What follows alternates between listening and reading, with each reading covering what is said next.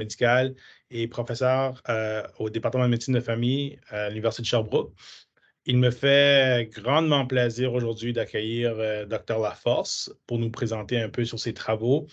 Je ne ferai pas l'introduction aujourd'hui parce que je vais laisser le plaisir au Dr. Witkowski de faire l'introduction. Mais je vous rappelle que les conférences mensuelles du Centre de formation médicale seront en ligne après la conférence du Dr. Laforce. On va l'enregistrer puis elle sera disponible en ligne pour partager, pour regarder de nouveau. Donc, j'imagine que vous n'êtes pas venu m'entendre moi. Donc, sans plus tarder, je vais laisser Dr. Witkowski faire l'introduction puis je vous souhaite une belle conférence. Merci. Merci Saïd, merci beaucoup Dr Laforce de nous faire l'honneur de venir discuter avec nous aujourd'hui, nous présenter vos travaux de recherche. Je connais Dr Laforce depuis quelques années maintenant, je lui ai déjà adressé des patients pour des seconds avis ou alors pour des protocoles de recherche. Dr Laforce est originaire du Nouveau-Brunswick, si je ne me trompe pas, Je n'est-ce viens pas du Dr Québec. Laforce? Non, je viens du Québec, mais Non, j'ai travaillé 4 ans au Nouveau-Brunswick. vous avez travaillé à Saint-John, c'est ça? Exactement, oui. Ok, donc il a des mini-racines par chez nous. Euh, il est donc neurologue comportemental et neuropsychologue clinique à la clinique interdisciplinaire de mémoire au CHU de Québec et à l'Université Laval.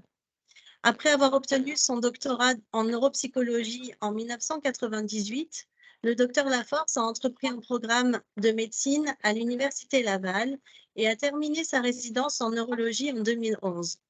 Par la suite, il a effectué un court stage à l'Université de Californie à San Francisco et à l'Université de Californie à Berkeley en neurologie comportementale avec le Dr Bruce Miller et en imagerie amyloïde avec le Dr Jill Rabinovici. Le docteur Laforce s'intéresse particulièrement aux démences atypiques et mène plusieurs projets de recherche dans le développement et l'évaluation du DCQ, un nouvel outil de dépistage cognitif, ainsi que l'utilisation de la TEP-FDG et de l'imagerie amyloïde dans la détection précoce de la démence atypique. Il est actuellement l'investigateur principal de plusieurs projets nationaux et internationaux, dont la Genetic Frontotemporal Initiative et le Dominantly Inherited Alzheimer Network, le protocole DIAN. Il est également titulaire d'une chaire sur l'aphasie progressive primaire. Au cours de sa carrière, le Dr Laforce a publié plus de 165 articles, des revues internationales à comité de lecture et a contribué à plusieurs chapitres de livres. Donc maintenant, on va pouvoir vous écouter. Merci encore de vous joindre à nous aujourd'hui. Merci beaucoup, Ludivine. C'est très apprécié. Merci, Saïd aussi. Je veux féliciter votre groupe pour l'organisation. Les échanges ont toujours été super plaisants. Et puis, je suis bien fier de présenter à votre groupe aujourd'hui. J'ai des attaches au Nouveau-Brunswick parce que après la fin de mon doctorat en neuropsychologie, c'est là que j'ai commencé à pratiquer la neuropsychologie. Et j'avais à l'époque un seul collègue qui était James Horgan, qui est probablement des premiers à faire de la neuropsychologie dans la province du Nouveau-Brunswick. Et puis, c'était très plaisant de travailler avec Jim. Et à travers, disons, mes 4 années à UNBSJ, c'est sûr que moi, en parallèle, j'avais l'intention d'entrer en médecine pour le diagnostic différentiel, suivre les patients. Et donc, ces gens-là, là-bas, qui étaient mes amis, ont connu mes aspirations, puis éventuellement mon entrée dans le programme de médecine, éventuellement en neurologie, puis en neurologie comportementale. Alors, on est resté en contact aussi, particulièrement Jim, puis les gens à l'hôpital qui étaient affiliés à UNBSJ. Alors, puis je suis toujours en contact avec Pamela Jarrett, des gens qui sont les gériatres, les gérontopsychiatres, puis l'équipe de neurologie aussi au Nouveau-Brunswick. Donc, c'est un plaisir pour moi de présenter à votre groupe. Alors, sans plus tarder, je vais aller mettre la présentation qui... Attendez un petit peu. Conférence Newbie, on va la réouvrir. Voilà.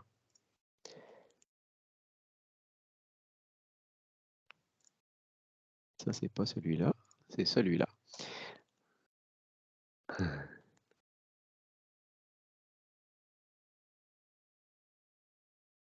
Voilà.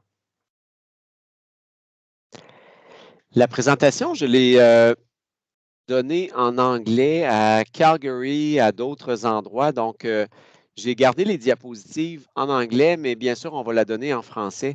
Alors, on va faire plaisir à tout le monde. Je sais qu'au Nouveau-Brunswick, c'est complètement bilingue. Alors, et j'ai plusieurs projets en cours, j'ai plusieurs intérêts, mais fondamentalement, je me suis toujours intéressé à des choses qui avaient un retentissement, une répercussion clinique. Alors, j'aime les projets de recherche qui sont issus d'idées au quotidien dans la pratique médicale, dans la pratique en neurologie cognitive, puis qui peuvent avoir un impact aussi pour améliorer le diagnostic différentiel, le dépistage précoce, améliorer la prise en charge des patients. Ça a toujours été, disons, mon motto pour travailler en recherche clinique. Et aujourd'hui, je vais vous présenter sur la validation et la précision diagnostique des courbes cognitives pour les troubles cognitifs chez les personnes plus âgées. J'ai été chanceux, et Ludivine l'a mentionné dans l'intro, j'ai été chanceux de décrocher une chaire de recherche qui est sur le domaine des aphasies primaires progressives, mais qui aussi a de retentissement dans plusieurs secteurs. Puis je vous invite à aller la voir. Elle est en français aussi. On l'appelle la plateforme APP. Et vous avez la version anglaise, le PPA Platform. Et donc, on souhaite, avec cette plateforme-là, sensibiliser les gens au diagnostic précoce des aphasies primaires progressives et des démences atypiques. Et la plateforme est en plusieurs autres langages qui vont être mis en ligne prochainement. Ce que je mentionne par rapport à la plateforme, non seulement cette plateforme-là, cette chaire de recherche m'aide à financer d'autres projets parallèles, mais aussi le dépistage précoce de ces maladies-là est important justement à l'aube des nouveaux traitements qu'on a dans les maladies dégénératives et plusieurs autres qui s'en viennent. Et donc, de pouvoir dépister plus rapidement une variante logopénique, par exemple, va permettre un traitement plus rapide, justement à l'aide des nouvelles molécules. On a sur cette plateforme-là pas seulement du texte qui décrit les maladies, mais aussi des vidéos qui sont comme descriptifs des symptômes principaux. Alors ça aide vraiment non seulement les spécialistes, mais les médecins de première ligne et les professionnels aussi en première ligne, que ce soit les infirmières ou encore les gens impliqués dans les cliniques. Alors, sans plus tarder, on entre dans une slide que j'ai appelée les facts. La trajectoire longitudinale des symptômes ou des performances cognitives, on peut dire qu'elle est vraiment inestimable. Et ça, on ne l'exploite pas assez. Il y a des gens qui ont plusieurs testings cognitifs qui demeurent un peu ici et là dans les dossiers, mais les courbes cognitives sont là justement pour exploiter la puissance des trajectoires longitudinales cognitives. Ça va être quelque chose qui est, pour moi, en neuropsychologie, quand on a la chance de réévaluer un patient qu'on a vu il y a 6 mois ou il y a 1 an, c'est là qu'on peut vraiment avancer des hypothèses plus puissantes au niveau diagnostic. Early diagnosis means early intervention. Ça, je pense que maintenant, c'est bien compris de tous les corps médicaux. Le testing cognitif est simple, mais l'interprétation est complexe. Et donc, aujourd'hui, on va en parler aussi de certains éléments de l'interprétation. Il y a beaucoup de gens qui utilisent dans le testing cognitif un peu machinalement les cut-offs et on va amener des nuances par rapport aux cut-offs. On n'est pas contre l'idée des cut-offs, mais c'est risqué. Et je vais vous donner, à l'aide des courbes qu'on a développées, les courbes cognitives, quelques évidences en regard de ça. Et puis là, juste pour le fun, on dit « Please, cognitive curves make my life easy ».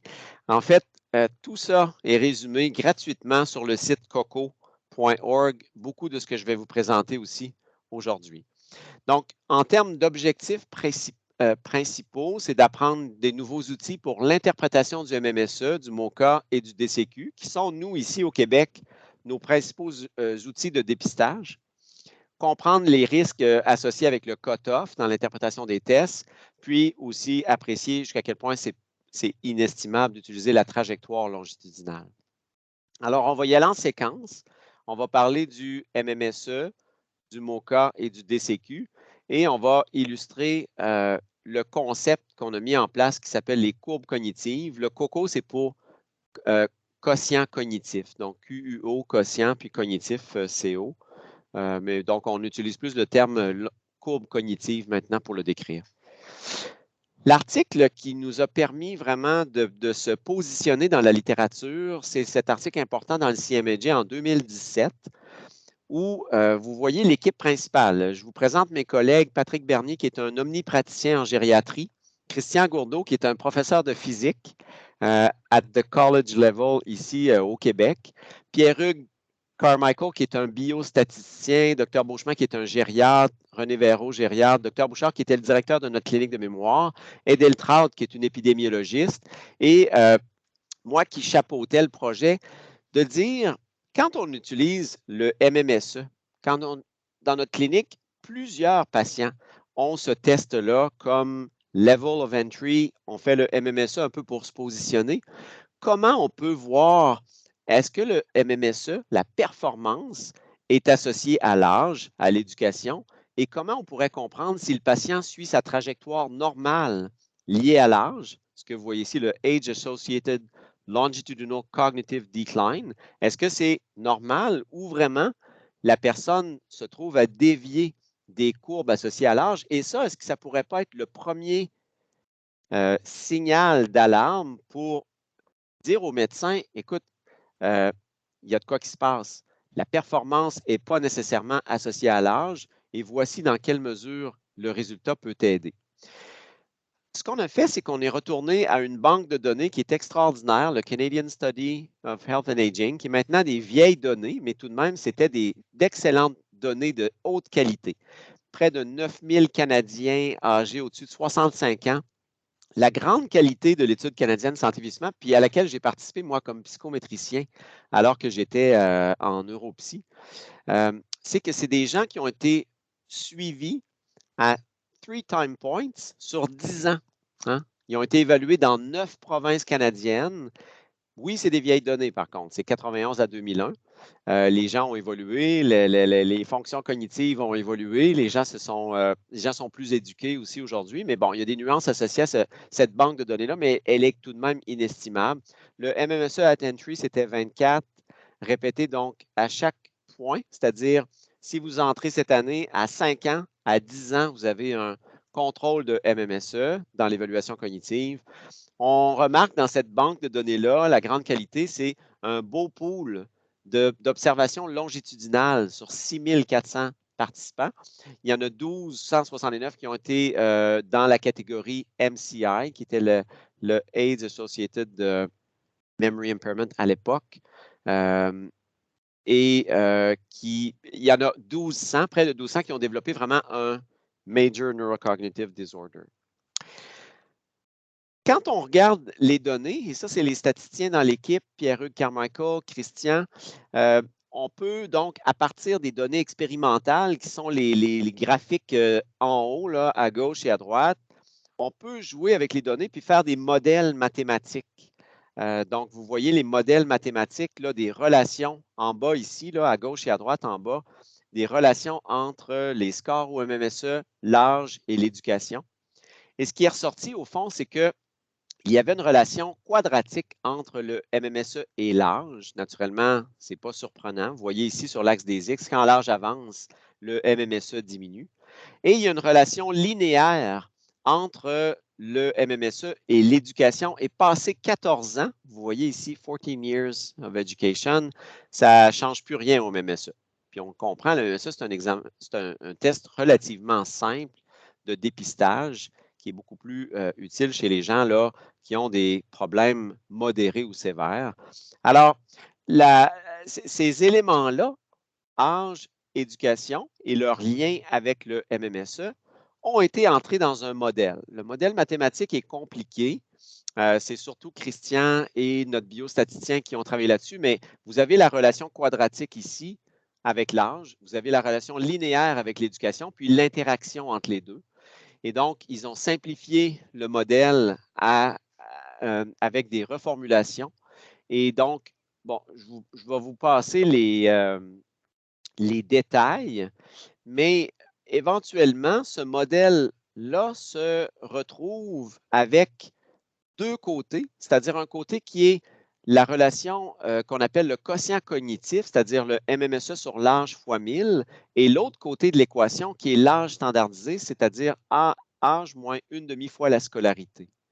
Et là, bien, quand on met les deux, l'équation de gauche qui est le quotient cognitif, l'équation de droite qui est l'âge standardisé, on en arrive au quotient cognitif ici. Et lorsqu'on applique la banque de données des sujets âgés normaux sur 10 ans, on dégage la même chose qu'on peut, disons, nous mieux comprendre en médecine, qui est la question des courbes de croissance. Quand on regarde la taille et le poids des enfants qui grandissent, on peut les placer sur les courbes de croissance. Bien, les courbes cognitives sont la même représentation, si on veut, des changements cognitifs au MMSE associés à l'âge. Alors, tout ce qui a permis au développement des courbes cognitives est basé sur des sujets normaux. Et là, les gens nous posent souvent la question, est-ce que c'est une table de percentile? Ce n'est pas la même chose. Ce n'est pas juste une table de percentile, c'est une équation qui tient en compte le quotient cognitif et l'âge standardisé. Et donc, vous avez une zone, peut-être qui est difficile à voir à l'écran, j'espère que vous le voyez bien, une zone qui est blanche en haut, puis vous avez une zone qui est grise en bas.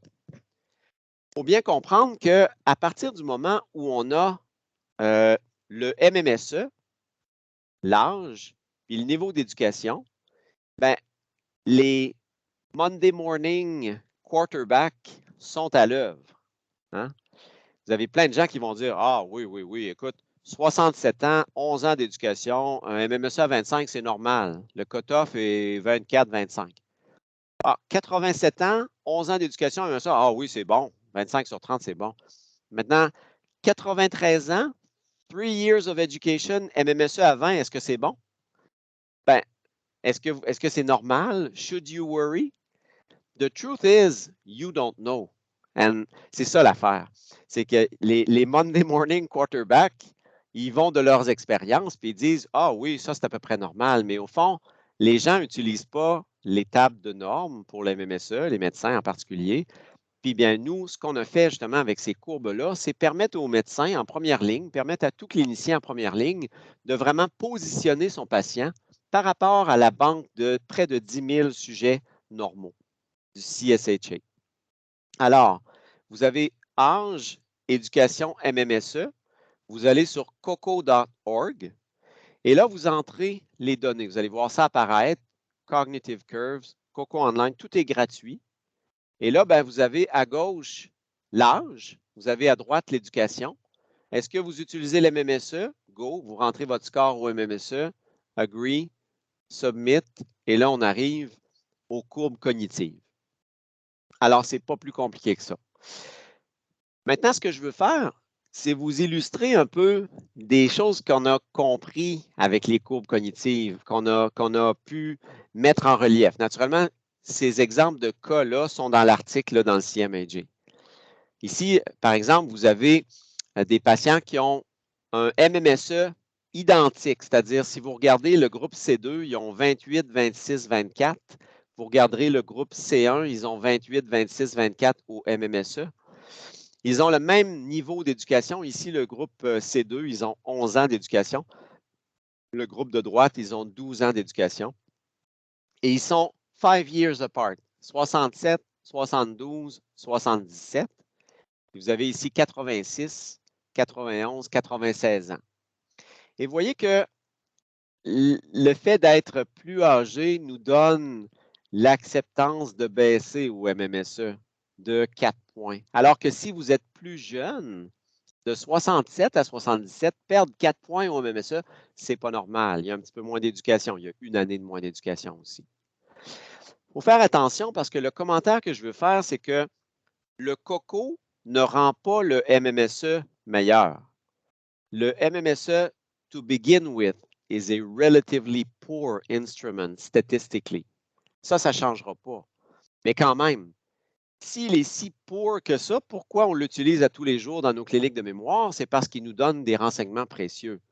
Mais donc, il faut faire attention, ce n'est pas un spin que je veux que vous compreniez de nos travaux, que grâce aux courbes COCO, we make the MMSE better. Ce n'est pas le point. Par rapport au cutoff, ça faisait partie des objectifs de la présentation.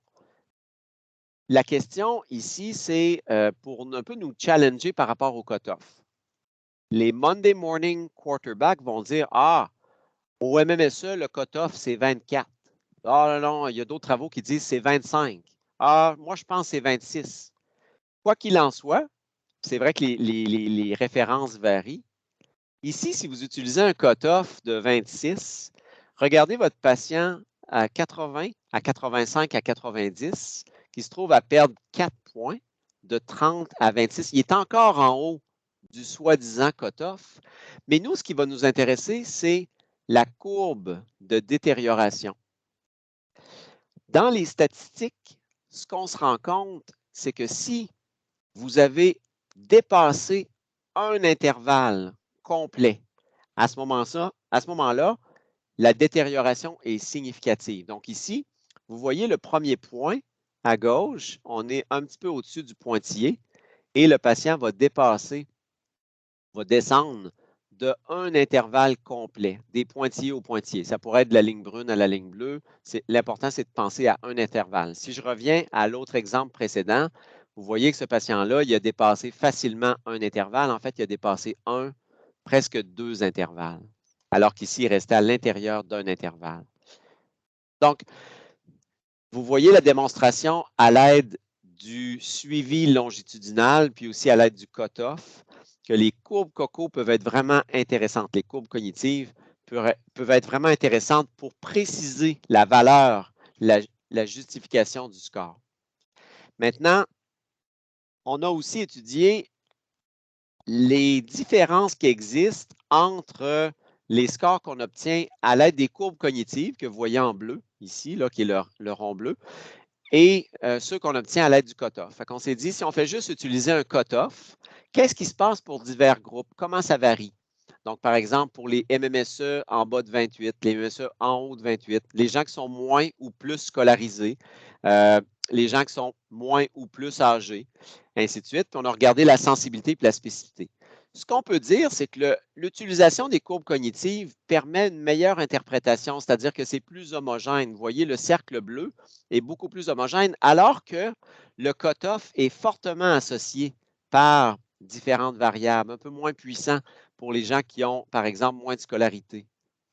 Alors, c'est un peu les nuances qu'on peut apporter, puis que oui, je pense qu'à cet égard-là, au niveau de la sensibilité et de la spécificité, les courbes cognitives vont améliorer l'utilisation du MMSE, l'interprétation. Voilà. Peut-être ce que je peux faire, c'est prendre une petite pause pour voir s'il y a des questions à ce stade-ci, parce qu'ensuite, j'enchaînerai avec les courbes cognitives pour le MOCA.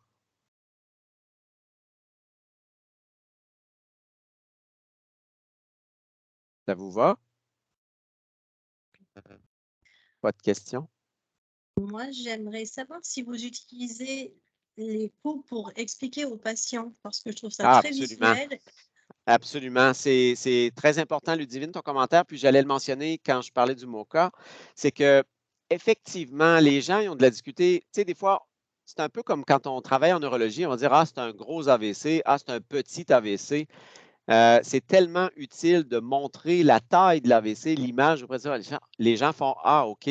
Même principe pour les courbes cognitives, c'est extrêmement révélateur. Les gens, par exemple, les worried well, pour dire quelque chose, sont extrêmement anxieux, sont inquiets. Quand on leur montre leur performance par rapport aux autres, pour l'âge et l'éducation, ils font, ah, OK, c'est là que je me situe. Tout à fait. Des gens aussi des familles qui sont dans le déni, puis qui là disent non, on trouve que ça va bien à la maison, puis nous, on a une performance genre à 18 sur 30, puis on dit écoutez, ça ne va pas sur le plan cognitif, puis on montre le schéma avec le point du patient, tout à fait.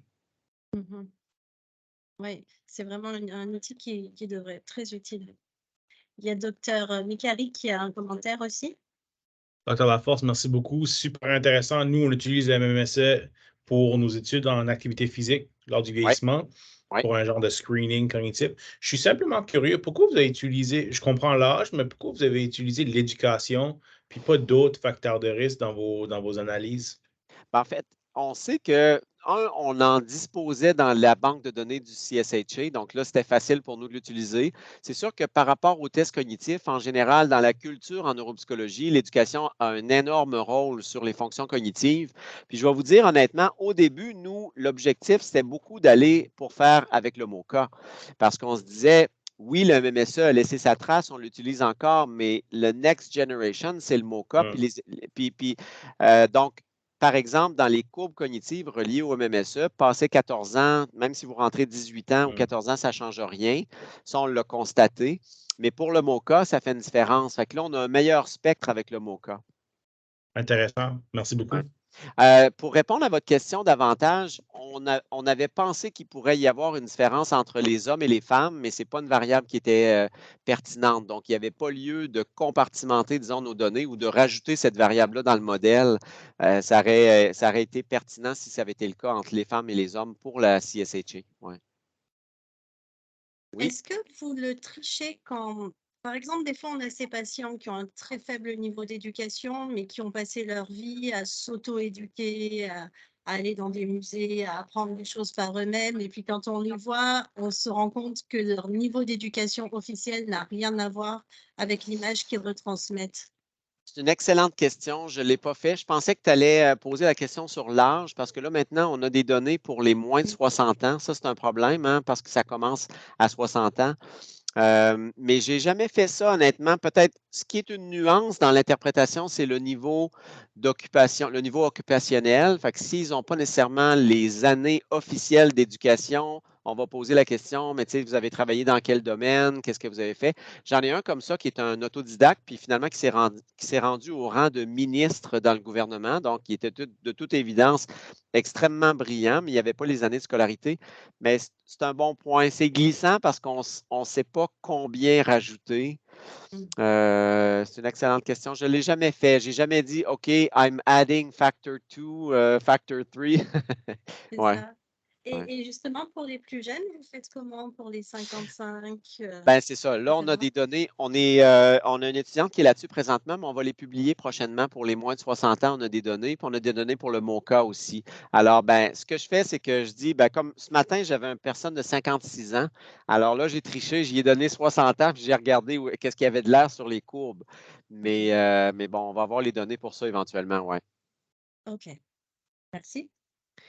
Parfait. Je retourne à la présentation. Ben, ça va aller rondement parce que maintenant, vous comprenez le concept, vous connaissez le concept. Le testing en neuropsychologie, puis dans le domaine cognitif, c'est une variation sur un thème. Vous savez que le MMSA est l'ancêtre de tout ça, qu'on peut dire. À l'autre bout, le gold standard demeurera toujours l'évaluation neuropsychologique. Entre les deux, il y a le PEGPA, il y a le MoCA. Nous, on a développé le DCQ. Puis, bien entendu, comme vous le savez, le MoCA est maintenant l'outil le plus utilisé partout dans le monde là, pour le dépistage cognitif. Le MoCA a été développé vraiment pour l'identification du trouble cognitif léger amnésique. Et par rapport au MMSE, vous voyez les courbes ROC. Pour la détection du mild cognitive impairment, là, vous voyez qu'il a vraiment une meilleure sensibilité et spécificité que le MMSE. Et pour la détection de la maladie d'Alzheimer, qui est moins son rôle, mais tout de même, il est supérieur au MMSE. Donc, on souhaitait avoir des banques de données aussi élaborées pour le MoCA que pour le MMSE, mais ce n'était pas le cas. Mais on a néanmoins, vous allez voir, cette fois-ci, basé sur 3 banques de données, développé les courbes cognitives basées sur le MoCA. Donc, même groupe d'auteurs. Et puis là, on était un petit peu plus cinglant dans notre titre parce qu'on y croit toujours. Puis on a dit « It's all about cognitive trajectory ». Puis c'est le même principe, donc les courbes cognitives pour le MoCA. Alors, vous voyez, les banques de données qu'on a utilisées, c'est celles du National Alzheimer Coordinating Center aux États-Unis, près de 9700 participants. Vous avez des contrôles, des MCI, des patients déments. Les contrôles, on en a moins. Hein. Dans la banque CSHA, on en avait pas loin de 10 000. Là, on est comme à 5 200. Il y a des participants aussi qu'on a pu recruter dans la banque de données ADNI, mais ça représente seulement 500 personnes, c'est moins. Puis les participants d'une banque plus locale ici, là, autour de 150. Donc, vous avez les caractéristiques démographiques de ces participants-là. Et la publication, donc, de notre groupe dans le JAGS et de l'année dernière, essentiellement, les courbes cognitives sont basées sur le même principe, c'est-à-dire le quotient cognitif à gauche, l'âge standardisé à droite. Et donc, quand on met les données des normaux, on a nuancé les courbes cognitives basées sur le MoCA au sens où vous avez, et c'est ça que le MoCA nous permet, parce qu'il permet d'identifier le trouble cognitif léger versus le trouble neurocognitif majeur. Vous avez une zone qui est blanche. Je ne suis pas sûr que vous la voyez très bien, là, mais la zone blanche, vous avez une zone qui est comme gris pâle, qui est à partir d'ici environ, puis vous avez une zone qui est gris foncé. Donc, la zone blanche est la zone normale. La zone grise pâle est vraiment la zone du trouble cognitif léger et la zone foncée qui est la zone du trouble neurocognitif majeur. On vous montre ici là, les courbes ROC puis les intervalles de confiance. Essentiellement, les cognitive charts donc, performent mieux pour confirmer la présence d'un trouble cognitif que les cut-offs qu'on utilise fréquemment avec le MoCA. Vous avez la courbe ROC donc pour les différentes performances. Vous avez les positive and negative likelihood ratios. Mais ce que je veux surtout vous montrer, c'est quand on regarde sur les courbes ROC, la performance en utilisant là, le cut-off à 26, c'est le point B ici. Quand on utilise les performances des courbes cognitives, c'est le point A. Donc, on est un peu meilleur que le single cut-off au niveau de la sensibilité et de la spécificité avec l'utilisation des courbes COCO.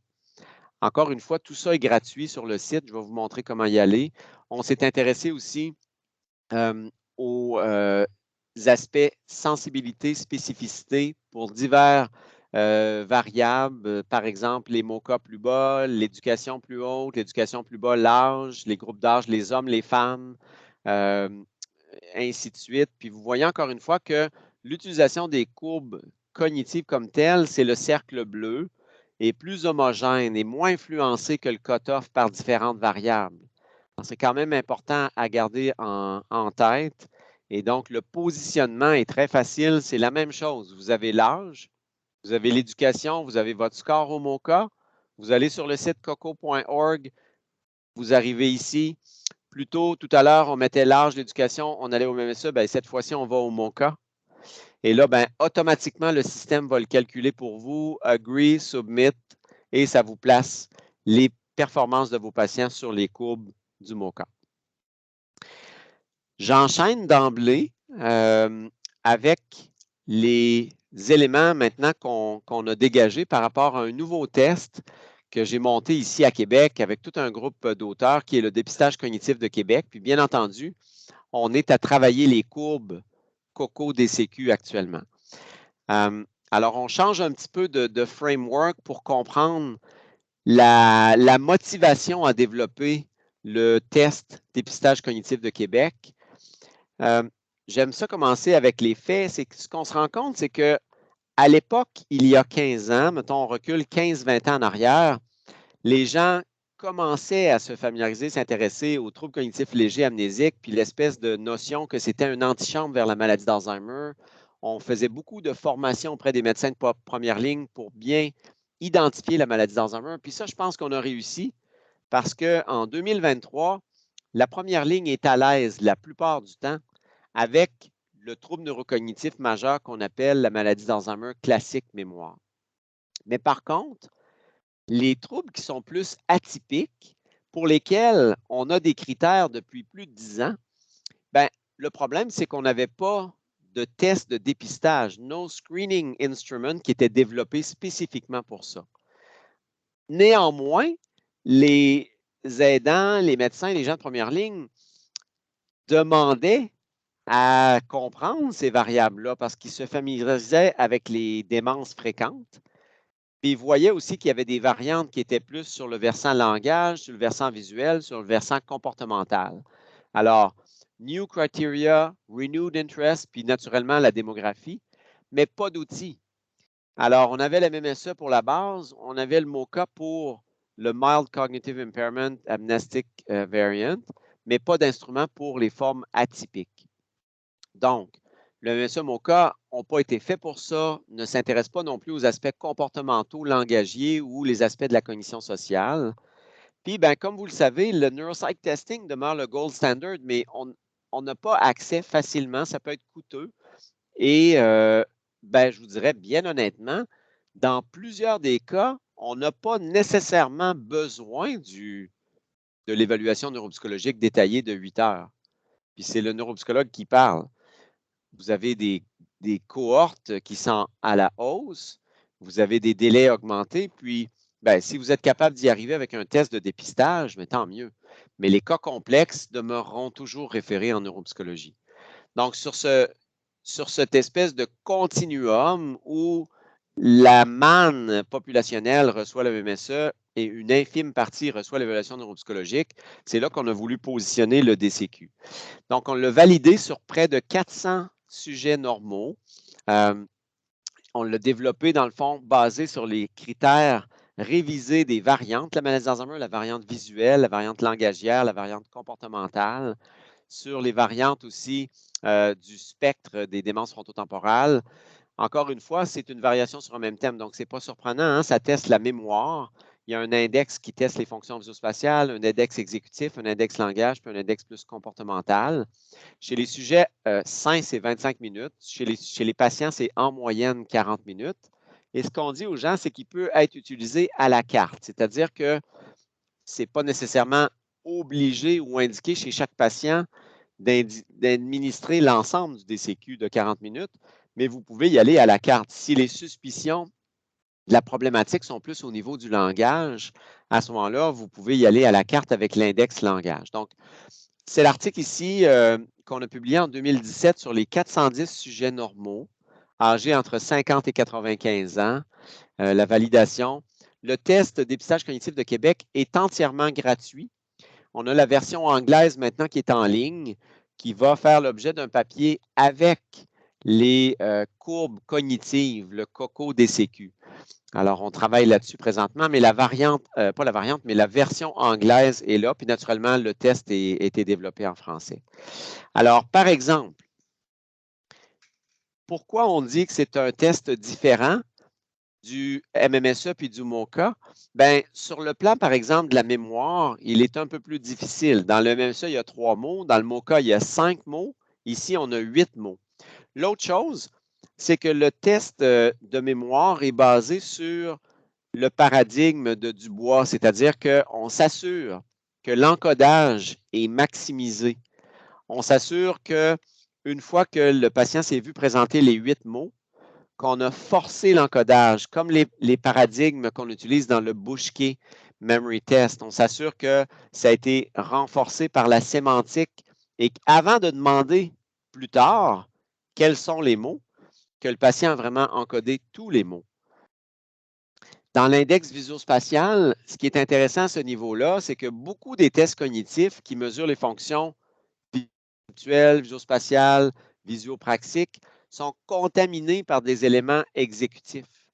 On a donc, par exemple, dans la figure de Ré, des éléments visuospatiaux, mais beaucoup d'éléments exécutifs. On a dans le dessin de l'horloge, dans la copie d'un cube, des éléments exécutifs, en plus du visuospatial. Ce qu'on voulait dans le DCQ, c'est avoir un index visuospatial qui était exempt, pas trop contaminé par les fonctions exécutives. Donc, une des tâches qui permet ça, c'est la perception de rotation comme telle, de forcer quelqu'un à faire une rotation visuospatiale. Et là, donc, on dit « Picture yourself on the bicycle » ici. Laquelle des images, là, sont plus grosses que ça en vrai, laquelle des images correspond à ce que vous verriez devant vous. Donc, c'est vraiment une rotation mentale que la personne doit faire. Ça, ce n'est pas nouveau, hein? C'est le Popelwriter, même principe, les embedded figures. Donc, on demande de nommer les objets qui sont enchevêtrés.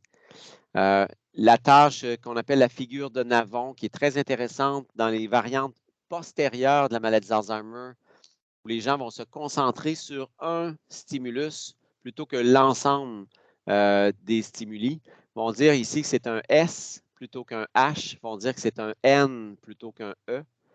Voilà. La construction visuospatiale fait partie de cet index-là, donc même principe un peu que la figure de Ré ou la figure de Taylor. Vous avez la copie d'un dessin complexe. Dans l'index langage, on va beaucoup plus loin que juste nommer des animaux. On va beaucoup plus loin que juste répéter des phrases. On a donc, dans cette planche-là qui mesure la dénomination, on va avoir des mots qui vont être réguliers, des mots qui sont irréguliers pour nous aider, entre autres, avec la variante sémantique de l'aphasie primaire progressive. On a aussi du storytelling puis du story writing parce que c'est très important non seulement pour le dépistage des aphasies primaires progressives, de faire raconter une histoire pour voir la construction grammaticale, la prosodie, la richesse du vocabulaire, les distorsions, les paraphasies, mais aussi en écrivant, c'est beaucoup plus facile de faire sortir les erreurs grammaticales à l'écrit qu'à l'oral. Donc, ça, c'est des éléments de l'index langagier. Sur le plan sémantique, il y a une tâche sémantique, donc pointer l'archéologue, il y a des pièges, le scientifique, le jardinier, mais l'archéologue, c'est vraiment lui en haut à gauche. Pour l'agrammatisme, les paraphasies, la cohérence du discours, ainsi de ce que je vous décrivais tout à l'heure, on va demander donc ici, dans le storytelling, d'écrire une courte histoire, 2 à 3 phrases de long, qui vont décrire la scène. On a aussi, ce qui n'est pas toujours facile, quoi qu'on le voit des fois à l'examen neurologique ou à travers les consignes qu'on demande aux patients, une tâche de compréhension dans l'index langage. Alors ici, vous devez pointer l'image qui montre un avion qui attend pour décoller parce que la météo n'est pas bonne, qui correspond à cette image-là. Dans l'index exécutif, on a une version modifiée du Stroop. On a aussi dans l'index plus comportemental toute une série de questions. Je vais vous la montrer tout de suite. Par exemple, sur l'anxiété, la dépression, sur les délires, les hallucinations, mais aussi les changements dans le sommeil, l'apathie, les comportements inappropriés, le jugement, la rigidité, des comportements stéréotypés, une perte d'empathie ou de sympathie. Et ça, c'est tous des choses qui vont se retrouver plus dans les variantes atypiques, donc dans le spectre frontotemporal, qui peuvent se retrouver aussi dans les variantes de la maladie d'Alzheimer. Si on prend la variante comportementale, par exemple, de la maladie d'Alzheimer, et je reviens à la tâche de cognition sociale, où là, donc, on va placer quelqu'un dans une situation embarrassante, puis on va poser les questions spécifiquement, à savoir, qu'est-ce qui se passe ici? Qu'est-ce que vous détectez dans cette scène-là? Comment vous aurez réagi? Qu'est-ce que vous pensez que le propriétaire du vase pense? Êtes-vous d'accord avec ce qu'il a répondu? Et ça nous permet un peu d'aller chercher quelques éléments de la cognition sociale. Ce n'est pas parfait, c'est dans le dépistage, mais c'est intéressant à ce niveau-là. Le DCQ total, donc, finit sur 100 points. Vous avez les scores pour l'index mémoire, l'index géospatial, l'index exécutif, langage, puis comportemental. Quand je vous dis qu'on peut l'utiliser à la carte, l'index mémoire, donc, corrèle très bien avec des mesures qu'on utilise en neuropsychologie pour tester la mémoire. Je vais vous les montrer ici, là. Le CVLT ou le Hopkins Verbal Learning Test, on l'a corrélé, dans le fond, au DCQ. C'est toutes des corrélations qui sont significatives. C'est des corrélations moyennes ou fortes. Le visuospatial, on a corrélé avec le Ray Complex Figure ou Block Design du Weiss. Les fonctions exécutives, on a corrélé avec la fluidité verbale, le Digit Span Backward ou le vrai Stroop. Puis au niveau langage, le Boston Naming. Et ça fait qu'on peut fidèlement, sur le plan statistique, l'utiliser à la carte. L'autre chose que je veux vous mentionner, c'est qu'on a validé le DCQ naturellement chez les sujets normaux, chez 410 sujets normaux. Et en parallèle, donc, on a eu Leila Selami, qui est une fellow. On a voulu tester le DCQ chez les variantes atypiques. Donc, évaluer donc l'habilité du DCQ à prédire les variantes atypiques, puis voir aussi s'il était supérieur au MoCA pour détecter les variantes atypiques. Alors, ça, c'est les travaux de Leila Selami. On a 195 patients, 70 ans, 12 ans d'éducation. Vous voyez que la majorité des patients dans ce groupe-là, c'était des amnestic Alzheimer's disease. Vous avez les Lewy body, les PSP. Vous avez le breakdown, en fait, en fonction des couleurs. Logopenic variant PPA, behavioral, dysexecutive AD. Vous avez toutes les variantes d'APP, donc semantic, non-fluent. Vous avez les variantes comportementales, la DFT, ainsi de suite. Et donc, heureusement, parce que c'était un peu le but du test, heureusement, les courbes ROC sont sorties dans le sens qu'on avait postulé, c'est-à-dire que la courbe ROC du DCQ est en bleu et supérieure à la courbe ROC du MoCA pour la détection des variantes atypiques. Alors ça, c'était significatif et ça nous a bien réconforté.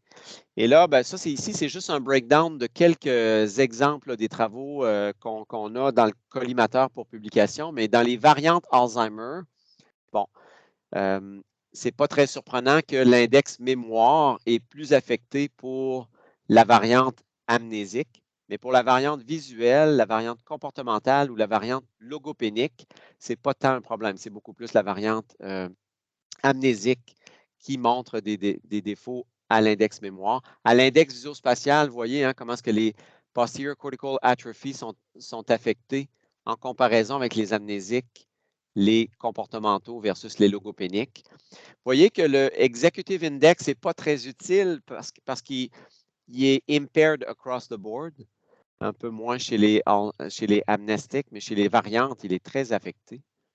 L'index langage est plus touché chez les logopéniques, puis l'index comportemental chez les variantes comportementales. Pour les aphasies primaires progressives, je ne rentrerai pas dans le breakdown, mais encore une fois, ça nous aide à départager les 3 APP. On avait fait aussi des classification tree entre les typiques et les atypiques, puis ben, ça ne vous surprendra pas, mais souvent chez les atypiques, les scores en mémoire sont meilleurs. Fait que le memory index plus grand que 24, vous voyez que c'est beaucoup plus les atypiques, alors que quand ça touche la mémoire, c'est plus les typiques. Et là, il y a différentes combinaisons qu'on peut faire. Je ne rentrerai pas là-dedans, mais c'était juste intéressant de vous les montrer. On a fait les classification trees aussi avec la pathologie.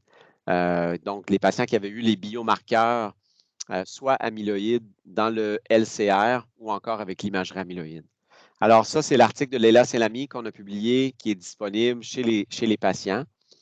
Ça, c'est un petit résumé que je vous laisse. Je veux laisser du temps pour les questions. Donc, COCO DCQ, ce qu'on a fait, c'est qu'on a pris 5 ans plus tard, 5 ans après la validation initiale là, de 2017 que je vous ai montré, on a retesté, parmi les 400 participants, on a retesté 200 participants pour établir des courbes. Et là, donc, vous voyez, c'est les courbes qu'on est en train de dégager. Ça, c'est les Healthy Controls. Vous voyez l'évolution du DCQ avec l'âge. Il y a la fameuse équation, la corrélation R carré qui est très bonne. Et vous voyez les COCO DCQ, c'est-à-dire les courbes cognitives pour le DCQ entre les sujets normaux, les Healthy Controls, et les patients qui ont une maladie dégénérative. Alors, on est là-dessus. Et éventuellement, on va sortir dans le prochain article les courbes du COCO DCQ pour que, justement, sur le site, vous ayez MMSE, MoCA et DCQ. Alors, en terminant, Cognitive Testing is simple, mais l'interprétation, je dirais, est maintenant plus facile. Merci à ces courbes. Ça ne change pas. L'interprétation d'une situation en clinique de mémoire est jamais basée sur un seul test ou juste basée sur l'évaluation cognitive. On prend l'histoire, on prend l'examen neurologique, on prend l'imagerie, on prend les biomarqueurs, puis on se fait une tête avec tout ça. Mais quand même, pour l'aspect cognitif, c'est intéressant. On dit que using a cutoff remains useful in some circumstances, but risky. Donc, vous avez vu pourquoi. La trajectoire longitudinale, j'en ai parlé. Et donc, on pense que c'est des outils bien intéressants. Alors, ça, c'est les gens qui sont avec nous à la clinique de mémoire, que je remercie chaleureusement, et tous les étudiants, les résidents qui travaillent avec nous. C'est toujours très, très, très stimulant. Voilà, je vous remercie de votre attention et je vais ouvrir aux questions.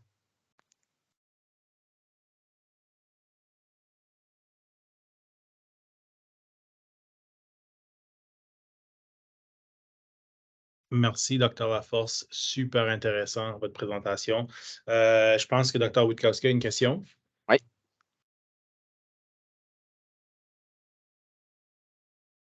Oui, exactement. Merci beaucoup. C'était vraiment très intéressant. J'aimerais savoir comment se comporte l'outil DCQ dans 2 profils particuliers, notamment chez des patients qui nous sont souvent adressés par l'équipe de psychiatrie, des Ouais. patients qui ont soit des maladies bipolaires qui sont en train d'évoluer, des fois en démence, des fois on ne sait pas trop, ou des Ouais. schizophrénies qui sont un petit peu évoluées aussi, où on nous demande est-ce qu'il a une démence ou pas, dans ce tableau-là. Et l'autre population, c'était les troubles fonctionnels. Oui, excellente question. En fait, tu as identifié 2 sous-groupes sur lesquels on n'a aucune donnée, mais je vais quand même commenter là-dessus. Donc, par exemple, on n'a aucune donnée dans les groupes que Leila a évalués au DCQ pour voir un peu comment le DCQ se comportait pour la détection de démence atypique. Il n'y avait pas de gens qui avaient des problématiques purement psychiatriques. Donc, troubles bipolaires, dépression, troubles anxieux, les problématiques un peu difficiles à discerner. Est-ce que c'est le vieillissement? Est-ce qu'il y a une démence qui s'installe? Est-ce que c'est une combinaison? Les gens qui ont beaucoup de médicaments aussi en comorbidité. Donc, on n'en a pas de données là-dessus. Je te dirais que de plus en plus, nous, ça c'est un side comment, là, mais de plus nous en clinique de mémoire, on va utiliser les neurofilaments sériques qui sont faciles à doser pour nous donner un peu un benchmark, particulièrement chez les patients qui n'ont pas de proches aidants qui peuvent nous donner une histoire, puis particulièrement chez ceux chez qui on soupçonne qu'il y a plus qu'une maladie psychiatrique, puis vraiment la question c'est est-ce qu'il y a une démence en installation? Je te dirais que le DCQ n'a pas été fait pour ça.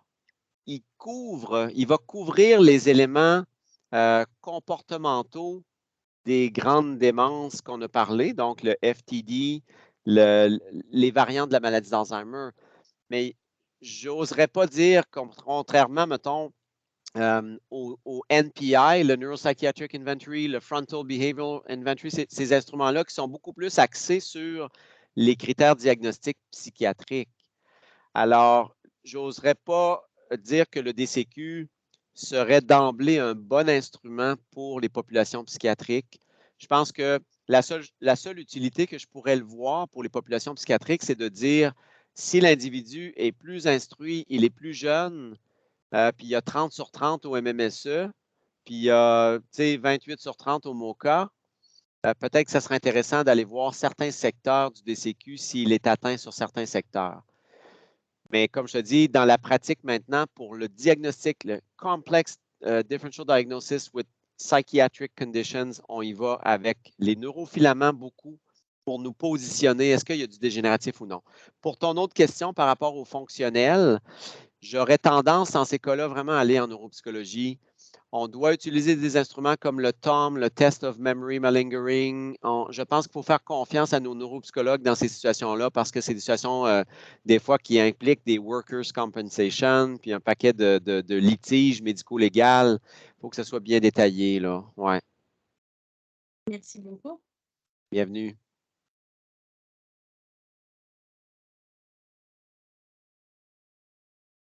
Est-ce qu'il y a d'autres questions pour le Dr Laforce? Sinon, moi, j'aurais peut-être une question pour vous. Oui. On sait souvent dans le monde, nous, on fait des travaux sur exercice, cognition, vieillissement, tout ça, comme j'avais mentionné.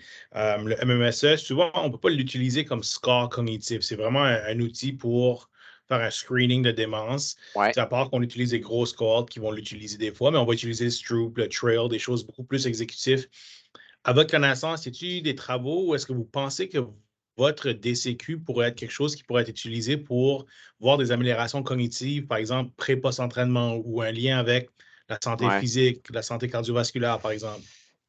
Bonne question. Ça dépend de votre cohorte d'âge. C'est quoi les groupes d'âge qui vous intéressent? 65 ans et plus. 65 ans et plus, je dirais oui. Parce qu'en fait, il n'y a pas tant de choses de toute façon de disponibles, même en neuropsychologie, par rapport à ces cohortes-là. Alors, je pense que ça dépend un petit peu du focus que vous voulez donner. J'aurais, moi, dans le fond, faites une étude pilote, vous allez vous positionner. Si vous, ça dépend aussi du niveau d'éducation de vos participants, mais prenons par exemple le CVLT, le California Verbal Learning Test, où il y a 16 items. Et là, c'est 5 présentations de la liste avec rappel différé, en rappel libre, en reconnaissance. Ça, c'est comme le gold standard, mais c'est long à administrer. Ouais. Alors, je pense, est-ce que vous êtes capable de détecter un effet juste avec les 8 mots du DCQ? Est-ce que si tu as besoin absolument nécessairement du CVLT? Ce n'est pas une question facile. Puis, tu sais, vos interventions aussi, ils ont un impact, mais ce n'est pas non plus un impact très, très, très. Tu sais, le effect size, il est quand même probablement léger. Je vous inviterai à regarder les travaux de. Il s'appelle Louis Bérère. Oui. Vous connaissez Louis? Oui, c'était mon directeur de thèse. Ah, bon. My God, OK. So, vous êtes connecté direct à la base, ouais. Ouais. Regardez, qu'est-ce qu'ils utilisent, eux, comme pre-post? Ben souvent, c'est les tâches de Stroop où ils font une évaluation neuropsychologique complète. Ouais. Ouais. Ils ont les ressources pour le faire. Là, puis c'est beaucoup plus, comme vous avez dit, c'est plus long, c'est plus poussé, mais ils ont sur plusieurs fonctions cognitives, ils sont capables de faire ça avec leur équipe de neuropsy, avec Louis. Je pense que vous ne vous en sortirez pas en bas d'une pilot study pour voir est-ce que le DCQ pourrait être assez sensible. Ouais. Ouais, excellent. Merci, c'est intéressant. Ça fait plaisir. On a d'autres questions pour le Dr Laforce avant qu'on termine tout ça? Sinon, comme j'ai dit, ça va être enregistré, donc vous avez votre courriel, puis on peut vous envoyer des questions par courriel si jamais. Absolument. Sinon, Dr Laforce, au nom du Centre de formation médicale et tout le monde ici, j'aimerais vous remercier pour votre temps. Ça fait Je sais que vous plaisir. étiez à Boston, puis vous êtes revenu Ouais. pour la conférence. Donc, merci pour votre temps et votre expertise. C'était vraiment intéressant. Donc, merci beaucoup. Ça me fait plaisir. Pour tout le monde qui était là aussi, merci. C'était notre dernière séance de l'année. Donc, on prend une petite pause pour l'été, puis on reviendra au mois de septembre. Donc, encore une fois, merci beaucoup et on vous souhaite une belle journée. Ça fait plaisir. Salutations à tous. Bye-bye, Ludivine. Merci de l'invitation. Merci beaucoup. Merci beaucoup. Bye-bye. Bonne À plus journée. tard. Bye. Vous autres aussi.